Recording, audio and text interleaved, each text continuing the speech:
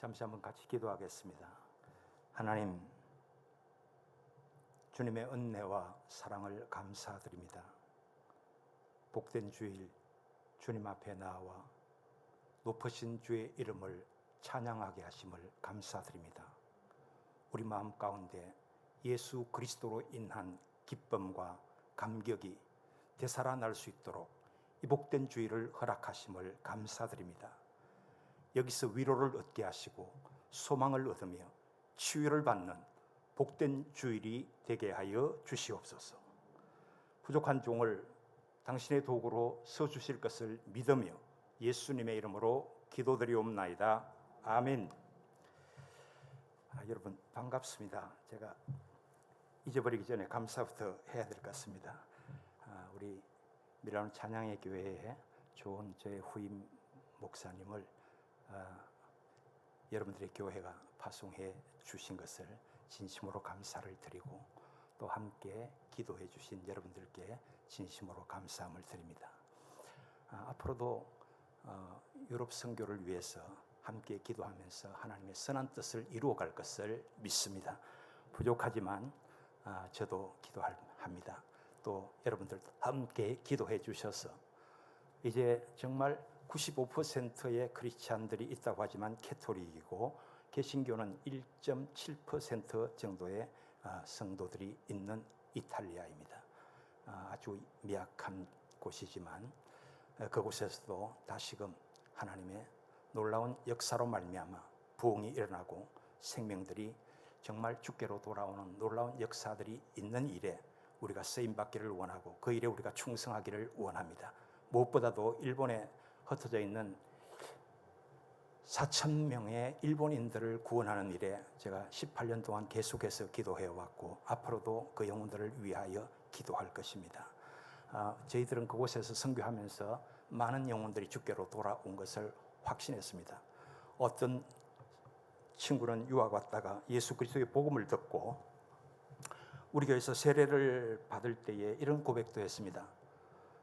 부모님이 제가 예수 믿는 것 때문에 부모님도 예수 믿기로 결정했다. 이런 얘기죠.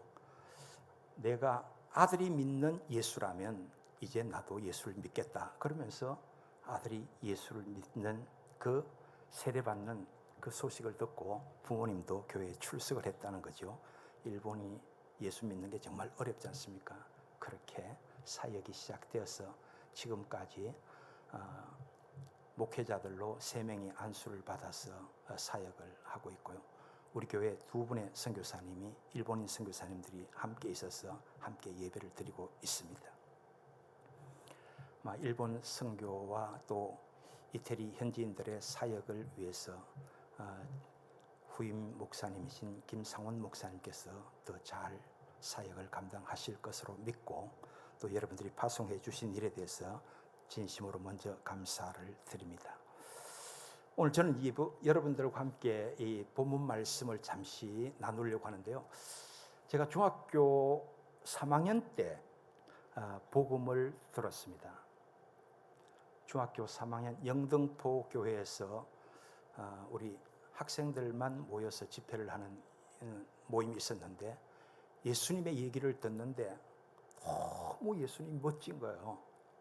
내 죄를 위해서 죽어주신 것도 좋지만 인류를 구원하시기 위해서 자신이 목숨을 내놓고 십자가에 돌아가셨다는 그 사건이 제 마음에 너무너무 정말 충격적으로 들렸어요. 야, 이런 삶이 있구나. 그래서 중학교 3학년 때 나도 예수님처럼 이렇게 멋지게 살아야 되겠다. 그런 꿈을 꾸었습니다. 중학교 3학년 때 말입니다. 여러분 어떠세요? 그리고 나서 예수 그리스도의 복음을 받아들였는데 오늘 여러분들 이 찬양 리더가 제가 설교하고 싶은 내용들을 다 찬양을 해 주셨어요. 그런데 내가 깜짝 놀랐어요. 성령이 이렇게도 역사하시는구나. 저는 한 번 통화한 적이 없거든요. 그런데 예배 가운데 찬양을 딱 하는데 또 주보를 딱 펼쳤을 때 내가 어젯밤에 계속 이 찬양을 불러야지 했는데 뭐냐? 왕이신 나의 하나님. 첫 번째 딱 우와, 이 예배당에 정말 은혜가 있네. 야, 하나님 역사하시네. 제가 상당히 이 교회 와서 설교하는 걸 굉장히 부담스러워하고 있었습니다. 그런데 예배당에 들어오면서 너무너무 제 마음이 편안해졌습니다. 그리고 주보를 받아서 펼치는데 밤새도록 내 마음속에 왕이신 나의 하나님, 내가 수십 번을 불렀습니다. 왕이신 나의 하나님, 내가 그의 이름을 높이고 말이죠, 영원히 그를 송축하겠다고. 이게 예배거든요. 오늘 여기 오니까 바로 여러분들이 그런 예배를 드리고 있는 거예요. 할렐루야. 참 정말 너무 감격했습니다. 제가 이 예배에 와서 중학교 3학년 때 예수를 이제 이렇게 만났잖아요. 그리고 74년도에 빌리 그레이엄 목사님이 오셔서 여의도에서 큰 집회를 했어요. 그때 막 그 당시에 100만 명이 모였으니까 여의도 광장에, 그때 제가 주님을 위해서 살겠습니다라고 헌신을 했어요. 그리고 이제 신학교를 졸업하고 강도사가 돼가지고 광명시에서 개척을 한 거예요. 여러분, 광명시에서 강도사로 2년 동안 개척을 하는데, 여러분 개척이 쉬워요, 어려워? 여러분 개척은 절대로 쉬운 건 아니에요. 개척은 무진장 힘듭니다. 무진장 힘든 일인데, 남이 뭐 안 가던 일을 가야 되니까 길을 만들고 이정표를 세우고 하는 일이 절대 쉬운 일이 아니죠.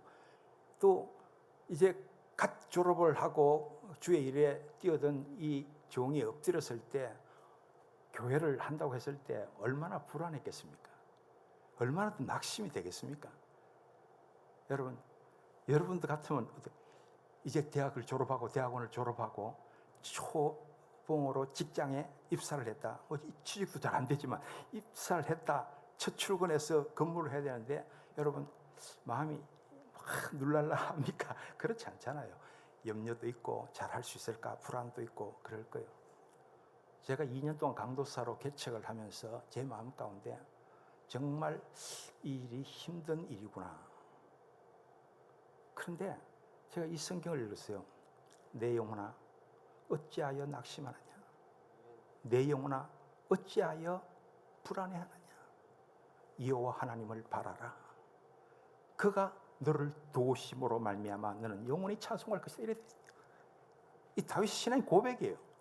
저의 신앙의 고백이기도 하고요. 여러분, 그때부터 불안 내려놓고 오직 주님만 바라보면서 이제 목회하는 겁니다. 강도사 2년. 여러분 80명이 모여서 출석교인 80명 될 때까지 했습니다. 야, 여러분 80명이라는 인원이 얼마나 큰 인원인지 아세요? 여러분, 제가 그때 와, 대단하다. 하나님께서 이런 영혼들을 저에게 붙여주셨구나. 그 이제 선교사로 가야 되겠다고 하던 교회를 이제 동기 목사님께 넘겨주고, 저는 이제 선교 훈련 받고 캐나다로 가서 선교를 하다가, 중국으로 가서 선교를 하다가 북한에 가서 내 인생을 마쳤으면 좋겠다 컸는 저의 선교의 비전이 있었습니다. 신학교 때 그렇게 꿈을 꿨습니다. 근데 선교 훈련 받으려고 어디 갔습니까? 큰 교회 가서 이제 훈련 받으려고 부임해서 갔는데 목사가 돼서 갔습니다. 이제 그때는 부목사로 들어가서 1년쯤 훈련 받고 캐나다로 갈 줄 알았는데 캐나다 가는 일이 자꾸만 틀어졌어요. 그래서 3년이 지나갔어요. 이제 하나님께서 저에게 선교의 비전이 없는가 보다, 라고, 뜻이 없는가 보다 이렇게 생각을 하고, 저도 선교를 접어야 되겠다는 생각을 하고 이제 개척을 해야 되겠다라고 하는 생각을 다시금 갖게 됩니다. 그래서 부목사 5년 차에 사표를 냈습니다. 사임을 하고 이제 개척을 해야 되겠다라고 생각했는데, 그때 저희 담임 목사님이, 이 목사 우리 교회 20주년 때 분립 개척을 하자, 그러면서 저를 붙잡아 가지고 제가 10년 동안 부목사를 했습니다. 전도사 3년, 강도사 2년, 부목사 10년. 그래서 18년을 보내고 이제 20주년이 돼서 분립 개척을 하려고 했는데, 그래서 제가 살고 있던 아파트를 팔고 교회에서 1억을 지원받고 해서 2억 3천만 원짜리 430평 땅을 김포에서 사려고 했습니다. 복덕방에 가서 앉아서 계약을 하려고 하는데 전화가 왔습니다. 총회 선교부에서 총무님이 저한테 전화를 한 거예요. 임 목사, 거기 개척하지 말고 강남 수서 제1교회 담임 목사로 가라는 거예요. 와, 제가 뭐라고 그랬겠어요? 아니요, 난 안 갑니다. 이제 내가 개척을 하겠습니다. 이렇게 개척을 하겠습니다. 남이 하던 교회 이제 안 하렵니다. 내가 개척하겠습니다. 그랬어요. 이제 그 얘기를 그 때문에 계약을 못하고 집으로 돌아와가지고 당회장 목사님께 수서 제일교회에서 저를 담임 목사로 오라고 그럽니다. 수서 제일교회는 이미 교회가 안정되어 있는 교회입니다. 200명 이상 출석하는 교회고 장로님들도 계시고 교회 건물이 다 있는 이런 좋은 교회니까 이 목사 개척하지 말고 이리로 오라는 거죠. 저는 안 간다고 그랬죠. 그런데 이제 그 얘기를 당회장 목사님께 했더니 당회장 목사님이 야, 그 교회 진짜 좋은 교회 내가 가서 집회도 하고 그랬는데 이 목사 가면 좋겠다. 그래서 뭐 우여곡절 끝에 제가 안 갈 수 없어서 가기로 됐습니다. 가기로 돼서 대한수도원에 기도하러 이제 담임 목사가 돼서 가니까 기도를 좀 해야 되겠다. 대한수도원에 기도하러 월요일 올라가서 일주일 기도하고 와야지 하고 이제 다음 주일에 이침 예배를 하겠다고 다 광고하고 그래 갔습니다. 근데 대한수도원에 가서 기도를 하는데 5월 중순인데 도무지 기도가 안 되는 거예요. 여러분. 그래서 아니 목사가 기도하러 가는데 기도가 안 되니까 뭐 5월 따뜻한 햇살에 맨날 바위에서 잠만 자는 거예요. 아니 이게 왜 무슨 일이야 도대체가. 그래서 제가 일주일 기도하러 갔다가 3일 만에 수요일 날 그 대한수도원 가고 싶은 날 알지만 이쪽 강변 말고 한탄강이 흐르는 쪽 말고 저쪽 반대로 가면 초록평야가 보여요. 딱 손들고 축도 한번 하고 그냥 내려왔어요. 이 축도하는 의미는 굉장히 있습니다. 내가 이태리 가서 밀라노에서 피아첸자까지 가는 게 다 평원입니다. 거기서 볼로냐까지 한 200km가 전부 다 평지입니다. 그게 곡창지대예요. 내가 이미 하나님 어디서 보여줬습니까? 대한수도원에서 그거 다 보여줬는데 내가 아주 미련해가지고 우둔해가지고 못 깨달았던 거죠. 하나님 이미 다 보여주셨는데 나중에 깨달은 거예요. 이제 그래가지고 그 길을 내려오는 길에 수요일 날 의정부에서 수요일 예배를 드리고 집에 왔는데 우리 집사람 뭐라고 당신 수서 제일교회 못 가게 됐다는 거예요. 왜? 수서 제일교회 목사님이 선교 훈련 2년 마치고 이태리 밀라노로 파송하기로 되어 있었는데 그 목사님이 안 가겠다고 그랬다는 거예요. 장로님들이 붙드신다고. 그래서 제가 안 가겠다고 그러니까 번복해버린 거잖아요, 목사님이. 그러니까 못 가겠다고 그랬어요. 그날 밤에 우리 수요일 날인데 제 집사람하고 내가 그랬어요. 이태리 밀라노에서도 선교사를 필요로 한다는데 당신 내가 가면 안 될까? 그러니까 우리 집사람이 당신 결정하는 대로 따라하겠다 이거요. 목사님 벌써 52분입니까? 내가 설교 몇 분부터 시작했죠? 35분부터 했습니까? 그러면 지금 20분 했단 말입니까? 주여. 아직 시작도 안 했는데 조금 더 할게요. 그냥 어쨌든 그래가지고 이제 우리 집사람이 당신이 하는 대로 결정하겠다는 거죠. 오케이, 그럼 자자. 그리고 목요일 아침에 가서 직원 예배를 드리고 우리 담임 목사님께 이렇게 얘기했어요. 목사님, 이태리에 제가 가면 안 되겠습니까? 그럼 총회 선교부에다 전화해보자 그랬어요. 총회 선교부에다 전화했습니다. 전화했더니 총회 선교부에서 기다려보라고 총회 선교위원들이 모이겠다고 오후에 결정된 전화가 왔는데요. 뭐라고 전화가 왔는 거니까 임 목사가 간다면 오케이라는 거예요. 선교비 2,000불 하고. 그럼 나 선교 훈련도 안 받았는데요. 10년 동안 부목사 한 걸로 선교 훈련 뚱친다는 거예요. 할렐루야. 여러분, 제가 그래서요. 목요일 날 비행기표 예약하고 여권 만들고 그 다음 주 금요일 비행기 타고 이태리 간 거예요. 참, 여러분, 이태리 아는 사람 아무도 없고요. 이태리에 저를 오라고 한 사람도 없는데 간 거예요. 그냥 하나님. 나는 이제 그때 생각이 뭐였는가 하니까 우리 수서 제일교회 김동식 목사님 그 나쁜 사람이 아니고 그를 통하여 나를 10년 동안 훈련시켜서 드디어 이제 이태리로 보냈구나. 근데 이태리 공항에 딱 내린데 로마 피우미치노 공항에 5월 30일 내리는데 제가 고향에 오는 것 같았습니다. 제 고향이 어디예요? 울릉도예요. 울릉도가 제 고향인데 마치 고향에 오는 마음의 평안함. 잘 있어요. 예수 그리스도를 구주로 영접한 우리 속에 뭐가 있습니까? 주님이 계십니다. 우리는 다 하나님의 자녀가 되었습니다. 하나님으로 인하여 우리 속에 무엇입니까? 희락이 넘쳐나고 있습니다. 우리는 하나님의 통치를 받는 사람들입니다. 예수 그리스도를 믿으면 여러분, 우리 심령 안에 예수님이 살아 계시고 성령으로 인한 의와 화평과 뭐요? 희락이 하나님의 나라예요. 하나님의 나라가 내 안에 있는 거예요. 여러분, 난 예수 믿으면서 여러분들의 삶 속에 이런 예수 안에서 누리는 기쁨이 있었으면 좋겠어요. 우리 존경하는 제 이 목사님을 뵐 때마다 저보다 더 기뻐서 조금 세미나요. 아니, 이분이 만날 때마다 너무 기쁘고 너무 활기차니까, 이야, 나도 예수 그리스도를 믿어서 내 안에 있는 주님 때문에 늘 기쁨과 감사와 즐거움으로 살아가는 삶이에요. 나는 걱정 잘 안 하는 스타일이에요. 뭐 걱정거리 있으면 그냥 뒤집어 쓰고 한숨 자고 나면 끝나요. 그런 스타일로 살았는데 나보다 더 즐겁고 기쁘게 사는 모습을 보니까 제가 조금 셈이 나요. 여러분 잘 보십시오. 오늘 본문 성경에도요, 제가 그래서 이태리 갔잖아요. 이태리 갔는데 교회를 일주일 만에 첫 번에 가서 교회를 빌려서 예배를 드린다고 광고를 했어요. 광고를 탁 하니까 온 사람들이 18명이나 모였어요. 예배당에.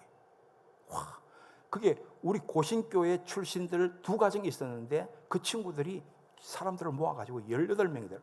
18명 되니까 제가 우리 장로교 헌법에 세례교인 15인이면 교회를 설립했어요.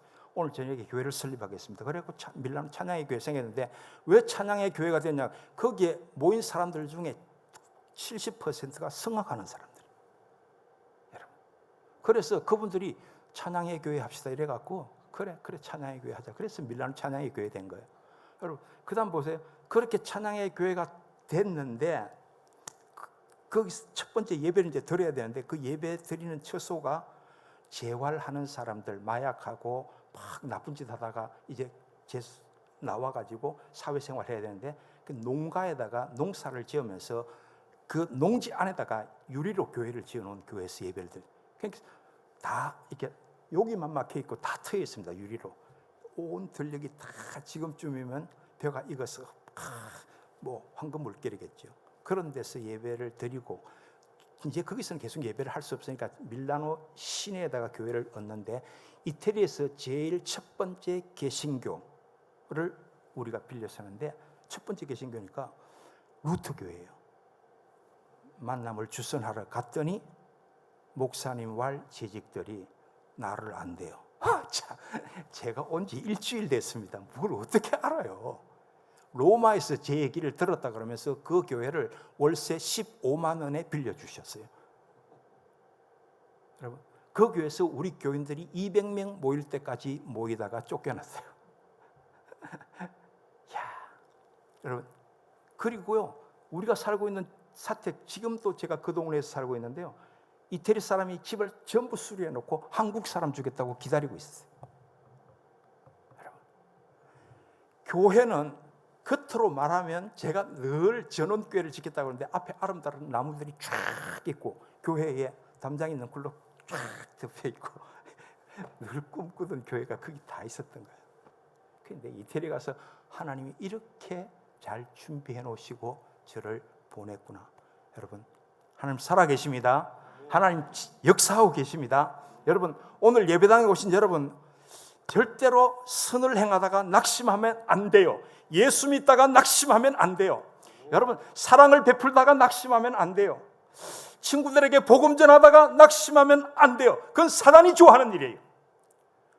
여러분, 오늘도 우리가 낙심할 일들이 굉장히 많습니다. 지금 코로나 때문에 낙심할 수밖에 없어요. 우리 집안에는 지금 코로나 환자가 3명이 생겼습니다. 우리 할아버지 원로 목사님이신데 입원해 있습니다.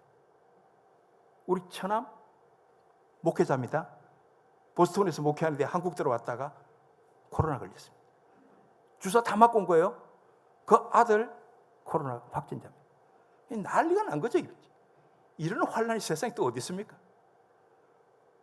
가만히 생각하면 그 아들이 밖에 가서 걸려왔어. 이제 아버지까지 병원에 보내서 아버지가 벌써 87세신데 여러분 얼마나 위독하겠습니까? 아들이 걸려가지고 이제 아버지가 이제 잘못하면 이제 하나님 나라를 보내겠으니 원망하려면 한도 끝도 없죠. 여러분, 그 원망, 이런 환난에 우리가 처해서 있습니다. 여러분, 낙심될 수밖에 없습니다. 낙심은 영혼, 우리로 하여금 의욕을 꺾어 놓습니다. 낙심하면 실망하게 돼, 실패하게 돼 있어요.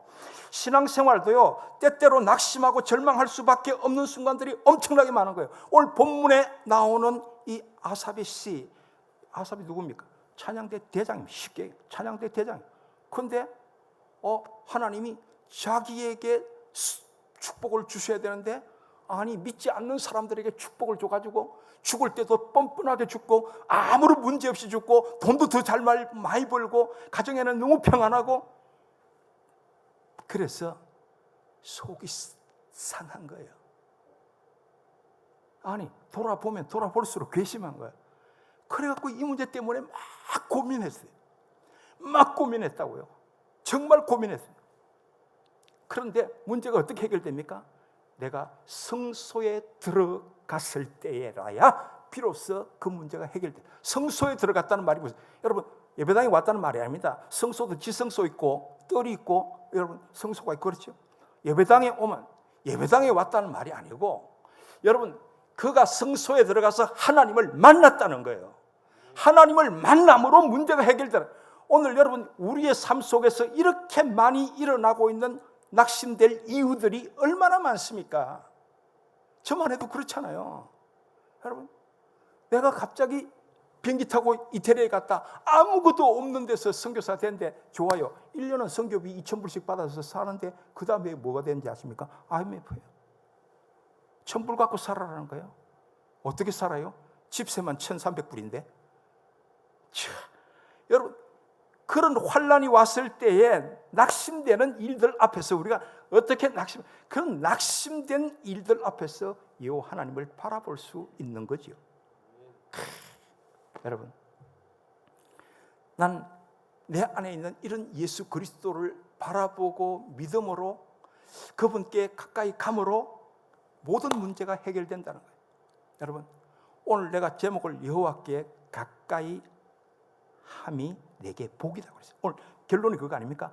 하나님께 가까이 함이 내게 복이다. 여러분, 이 시편 기자의 고백이 저와 여러분들의 고백이 될 수 있기를 주님의 이름으로 축원합니다. 하나님께 가까이 함이 내게 복인 거예요. 왜 근데 하나님께 가까이 가야 됩니까? 우리 인간이 너무너무 연약하다는 거예요. 여러분 어떻습니까? 강합니까? 또 하나, 이유, 가까이 가야 되는 이유가 뭡니까? 너무 무지하다는 거예요. 오늘 본문 표현에는 내가 무지하다 그랬어요. 여러분, 우리는 연약한 존재입니다. 인간이기 때문에 다 이렇게 오늘 내가 믿음대로 말씀대로 잘 살아야 되겠지 하고 오늘 예배당에서 결심하고 나가지만요, 현실은 또 안 그렇잖아요. 그러니까 넘어지는 거예요. 우리가 너무 무지해요. 짐승만도 못하게 표현했어요. 오늘 본문 성경은 뭐 아는 것 같은데, 똑똑한 것 같은데 그렇지 않다는 거예요. 그렇기 때문에 어떻게 해요? 하나님께 가까이 가야 된다. 가까이 갈 수밖에 없는 이유를 오늘 본문에서 또 말하는데, 가까이 가니까 하나님이 나의 피난처가 되어 주시더라는 거예요. 여러분, 피난처라 한다 거예요. 며칠 전에 우리 집 사람하고 산에, 우리 집 앞에 영종도에 255m 산이 있어요. 그래서 뭐 아주 가볍게 산 올라갔다가 내려오는데 길을 잘못 들어가고 어디로 가야 될지 모르는 거예요. 와, 그냥 뱅글뱅글 돌 수밖에 없지. 나도 모르는 사이에 우리 집 사람 벌써 119에다 전화해가지고 어떻게 가야 되는지, 우리가 산에서 길을 잃어버렸다고 전화한 거예요. 그래서 조그만 차이기 때문에 이미 내려왔기 때문에 딱 핸드폰을 켜니까 구글 맵에서 우리의 위치를 알려주는데 300m만 걸어가면 이제 도로가 나오게 돼 있는 거예요. 그래서 이미 구급차는 출동했는데 전화해서 계속 전화하면서 우리가 길 찾겠습니다. 300m 정도 가면 길이 있다고 그러니까 가겠습니다. 여러분, 그래서 사람이 그 뭐 255m 올라갔다가 이미 다 내려왔는데 300m도 못 찾아가고 헤매는 게 이 연약한 무지한 인생이에요. 그래서 그만 두려워서 금방 전화하잖아요. 이 정도예요. 그런데 보세요, 하나님께 가면 우리가 거기에 피난처가 있다는 피난처. 여러분, 바람 불고 비가 억수같이 쏟아지는데 운전 잘 못합니다. 그때 다 휴게소에 들어가서 쉬어야 됩니다. 이태리도 막 우박과 함께 비바람이 치면 막 한순간에 엄청나게 쏟아요. 그때는 운전하면 안 되죠. 쉬어야 되는 거예요. 피해야 되는 거죠. 우리 인생을 살아가는 동안에 만나는 모든 어려움과 역경들 앞에 우리의 피난처가 되어주시는 하나님이라 하는 거예요. 오늘 본문이 그렇게 말해요. 그래서 하나님 앞에 갈 수밖에 없어요. 가까이 가면 갈수록 우리는 위로와 소망을 얻게 되는 거예요. 여러분, 가면 어떻게 한다고 그랬어요? 가면 하나님께서 오늘 본문 성경에 내 오른손을 붙들어 주시겠다 이렇게 되어 있습니다. 여러분, 오른손이 일하는 손이고 축복의 손입니다. 내가 감당할 수 없는 일들을 하나님이 하게 해주신다는 얘기 아닙니까? 하나님이 맡아주신다는 거 아닙니까? 교훈해 주시고 인도해 주시고 가르쳐 주신다고 그렇게 보면 얘기해요. 그러다가 끝에는 어떻게 합니까? 끝에는 영광 중에 너희들을 영접해서 나와 영원토록 하나님의 나라에서 살게 해 주시겠다라고 하는 거예요. 할렐루야. 여러분, 우리가 그걸 믿는 거예요. 하나님께 가면 하나님이 우리를 오른손 그 정도가 아니고요. 오늘 본문에 하나님께 가까이 가면 하나님이 우리의 영원한 분깃이 된다고 그랬어요. 이 분깃이라는 말이 아주 중요합니다. 여러분, 월급 받아서 사십니까? 여러분, 주급 받아서 사십니까? 여러분, 혹시 연봉 받아서 사십니까? 우리 다 그렇게 사는 것 같습니다.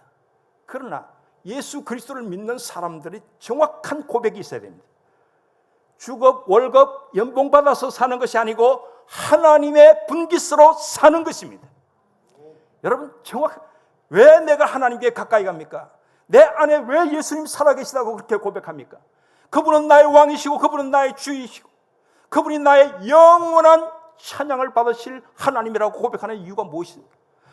나는 그분으로 인하여 이 땅에서 산다는 거예요. 살 수 있다는 거예요. 여러분, 돈 벌어서 사는 거 아닙니다. 내 안에 있는 예수 그리스도로 인하여 사는 거예요. 오늘 이곳에 오셔서 예배하는 사랑하는 성도 여러분, 우리가 하나님을 가까이 하는 방법을 제가 설명드린다면 이렇습니다. 첫 번째는 예배입니다. 성소에 들어가야 됩니다. 하나님 어떻게 하는 방법이죠. 어떻게 하나님을 가까이 할 수 있습니까? 예배당에서 예배해야 돼요. 예배 너무 어렵게 생각하지 마십시오. 한문을 그대로 풀면 예를 갖추어서 절하는 게 예배예요. 오늘 온라인 예배 드리시는 분들도 많이 있는데 여러분, 온라인 예배는 벌써 복장부터가 안 갖춰집니다. 있는 그대로 추리닝 입고 그냥 예배하죠. 여러분, 오늘 본문성에도 마음이 청결하고 마음이 깨끗한 사람들에게 하나님은 선을 행하시고 복을 주신다고 그래요. 여러분, 하나님 앞에 바른 예배하는 사람들이 복을 받는 거예요. 마음, 여러분, 예를 갖춰야죠. 그리고 그분의 이름을 송축하는 거예요. 예배는요, 하나님을 만나야 되는 거예요. 오늘 예배당만 밟고 가면 안 돼요. 이사야서에 그랬잖아요. 예배당만 밟고 간다는 거죠. 밟고 가면 안 돼요. 여기서 주님을 만나야 돼요. 만나. 매주일마다 예배 시간에 오셔서 매 새벽 기도마다 수요일 예배마다 여러분 모이는 예배 순간순간마다 여러분들 심령으로 하나님을 만나는 즐거움이 있기를 주님의 이름으로 축원합니다. 이게 하나님 가까이 하는 방법이에요. 오늘 보니까 설교 제목에 성경, 목사님 설교해야 돼요. 여러분, 성경을 읽어야 됩니다. 기도해야 됩니다. 찬송해야 됩니다. 우리 선교사들에게 선교사를 파송할 때 세 가지 꼭 지켜야 됩니다. 하루에 1시간 성경을 읽는다. 하루에 1시간 기도한다. 하루에 1시간 찬송한다.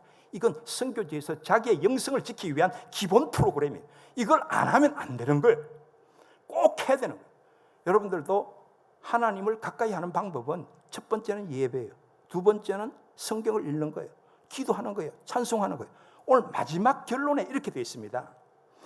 하나님께서 내게 행한 모든 행사들을 내가 전파하리이다.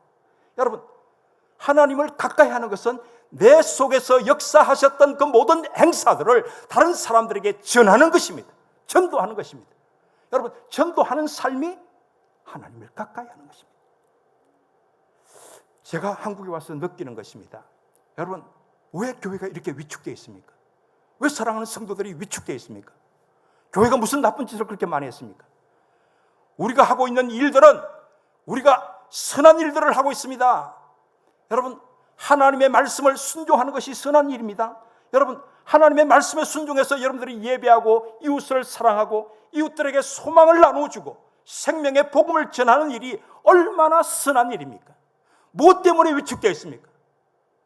왜 자신 없어 합니까? 여러분, 다시금 예수 그리스도를 전하는 일에 가슴이 좀 더 뜨거워졌으면 좋겠습니다. 오늘 본문 시편 기자는 이렇게 말합니다. 내가 만약 이들이 행하는 것을 보고 악행을 행했다면, 여기 악을 만약 하나님의 아들들에게 악을 행한다고 그래요. 16절 17절 그 다음 15절에 분명 세상 사람들이 잘 되는 것을 보고 내가 저들처럼 살았다면 나는 믿는 사람들에게 배신자가 된다는 거예요. 사랑하는 성도 여러분, 우리가 예수 그리스도의 자녀로서 이 땅에 살면서 우리의 삶을 통해서 드러내야 될 분은 예수 그리스도이십니다. 그분을 드러내는 일이 그렇게 두렵고 떨립니까? 겁납니까? 그 행위는 바로 하나님을 배신하는 행위라고 본문은 그렇게 가르치는 거예요. 그건 악을 행한다는 거예요. 여러분, 좀 더 자신 있게 내가 만난 그리스도, 내가 만난 예수 그리스도, 그분을 좀 더 힘있게 선포하면서 여러분들의 생애를 살았으면 좋겠습니다. 이것이 날마다 하나님을 가까이 하는 방법이라는 거예요. 이 위기 때에, 이 낙심할 수밖에 없는 이때에 사랑하는 성도 여러분, 저와 여러분들이 하나님을 가까이 함으로 말미암아 하나님이 우리에게 주시는 이 축복을 마음껏 누리시고 이 일에 증인으로 살아가기를 주님의 이름으로 축원합니다. 감사합니다. 기도하겠습니다. 고마우신 우리 아버지 하나님, 주의 은혜와 사랑을 감사합니다. 날마다 주의 성호를 찬양하기를 원합니다. 날마다 주님께서 우리에게 베풀어 주신 은혜와 축복들을 전하며 살기를 소망합니다. 위축되지 않게 하소서. 세상 사람들이 말하는 것 때문에 하나님 두려워하지 않게 하여 주시옵소서. 아버지 하나님, 더욱더 내 안에 살아계신 하나님으로 인하여 기뻐하고 즐거워하며 하나님께서 행하신 모든 일들을 자신 있게 우리의 가족들에게, 우리의 이웃들에게 전할 수 있는 축복의 사람들 되게 하여 주시옵소서. 예수님의 이름으로 기도드리옵나이다. 아멘.